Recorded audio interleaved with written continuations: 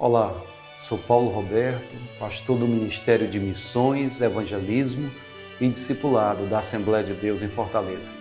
Hoje estarei trazendo mais uma reflexão sobre o Reino de Deus. Na verdade, a segunda parte do Reino de Deus no presente e no futuro.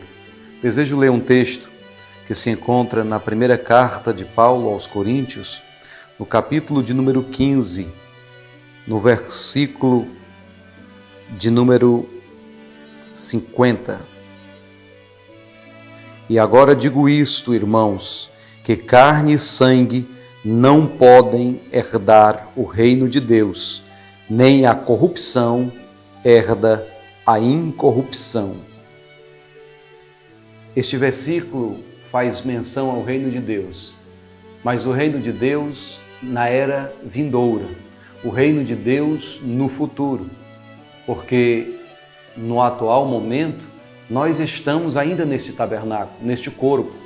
No presente, nós ainda possuímos essa estrutura. No vindouro, haverá um novo corpo, um corpo espiritual, um corpo transformado. Então, é importante salientar que, a despeito do reino de Deus estar no nosso meio, o reino de Deus pertence ao porvir, ao reino vindouro, a um momento no tempo, ao que chamamos de eternidade, ou seja, tempo sem fim, onde a justiça prevalecerá, onde haverá paz permanentemente. No presente, na presente era, a Bíblia diz que o Deus deste século cegou o entendimento dos incrédulos.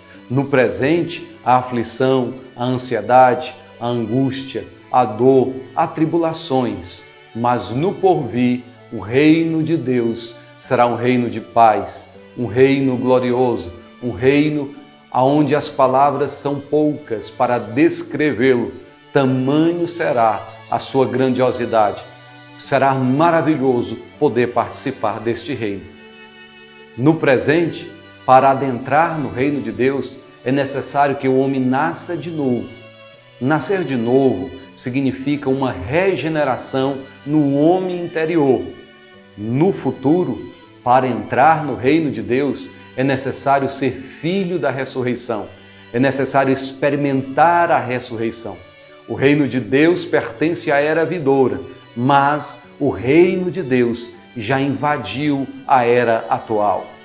Como vos disse na reflexão anterior, era, dispensação, é um período de tempo em que se observa uma revelação especial do plano de Deus. A cosmovisão bíblica apresenta a história, o plano salvífico, o plano redentor de Deus numa linha linear. Ela acontece tanto no presente quanto no porvir. Ela se manifesta no presente e no porvir de maneira plena, completa, total, absoluta. De modo, meus irmãos, que aqui nesta era nós já podemos usufruir da presença do reino, das bênçãos do reino. Você deve conhecer como uma borboleta vem a existir. Como uma borboleta, ela passa por um processo, uma metamorfose. Antes de ser uma borboleta bela, linda, que alça suas asas e faz voos, e ilumina e brilha e embeleza este mundo, antes disso, ela era uma lagarta. Ela passou por um processo. Como lagarta, dependendo da espécie, a borboleta passa um tempo. Isso varia de borboleta para borboleta. Mas ela entra no casulo e, com o passar dos dias, ela fica passando por aquele processo até que o casulo se rompe e a borboleta aparece bonita, bela, gloriosa. Assim também o homem, hoje, neste corpo perecível, neste corpo corruptível, neste corpo mortal, por ocasião da vinda de Jesus, ele será revestido de um corpo imortal, um corpo glorioso. A Bíblia Sagrada diz que a carne e o sangue não pode herdar o reino de Deus, mas passaremos por uma metamorfose, uma transformação singular, ímpar, inigualável. Teremos um corpo semelhante ao corpo de Jesus, veremos a Jesus como Jesus é. Jesus regressará e dará início a esta nova era.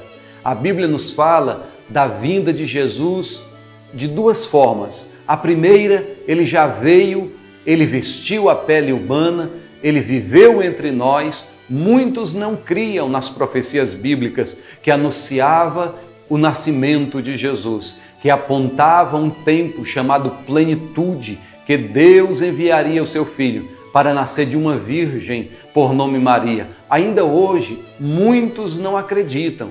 Lá em Israel, menos de 1% acredita que Jesus é o Messias, que Jesus é o Filho de Deus, que Jesus é o nosso Salvador. Mas a despeito de crerem ou não, Jesus Cristo era, Jesus Cristo é, Jesus Cristo será. Ele é o Rei dos Reis e o Senhor dos Senhores. E a sua primeira vinda foi um divisor de águas na história da humanidade. Tanto é que a história é registrada como antes de Jesus e depois de Jesus. Da mesma forma, a sua segunda vinda, o segundo advento de Jesus, também será um divisor de águas entre a presente era má, uma era perversa, uma era hostil ao Evangelho, hostil aos valores do reino, hostil ao reino de Deus, e a era vindoura, aonde o reino de Deus se manifestará na sua plenitude. Neste presente momento, a despeito da hostilidade, o reino de Deus está vindo sobre a terra. Inclusive, no Evangelho de Mateus, há um termo cambiável para reino de Deus, que é reino dos céus. Dá-nos a ideia que o reino dos céus está vindo sobre a terra, foi estabelecido na terra e ele é expandido sobre a terra à medida que pregamos o Evangelho do Senhor Jesus Cristo, que é poder de Deus e salvação para todo aquele que nele crê. Há muitas passagens bíblicas que fazem menção ao reino de Deus. É necessário vermos o contexto, o que vem antes e o que vem após, para podermos entender em que momento aquela referência, aquele versículo, aquele texto faz menção. Lembro-me agora de um texto em que quiseram pegar Jesus em alguma palavra, quiseram deixar Jesus sem saída e falaram a respeito de uma mulher que tinha um marido e ficou viúva.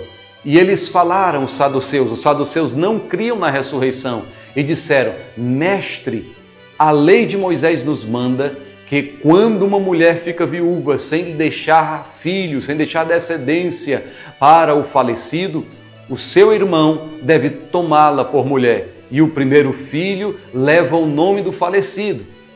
De modo que eles continuaram registrando, informando, anunciando ali, colocando em ação o seu plano de pegar Jesus, de deixar Jesus sem saída. Mas o segundo irmão morreu, o terceiro morreu, não deixou filhos, o quarto, de modo que 7 irmãos morreram.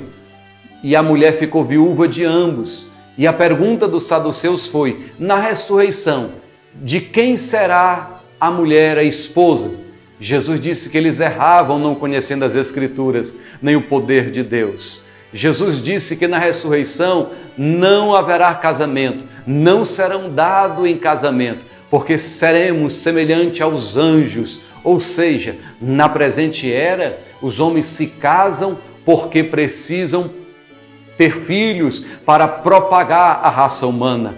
Na era vindoura, não haverá necessidade, porque assim como os anjos, os homens serão imortais, não mais padecerão dor, não mais terão sofrimento, não haverá mais lágrimas, não haverá mais funeral, haverá um momento de glória, de bem-aventuranças eternas. E você pode entrar no reino de Deus hoje, através do arrependimento, do novo nascimento. No entanto, a entrada no reino de Deus hoje deve ser confirmada dia após dia, para que você possa adentrar no reino de Deus no futuro.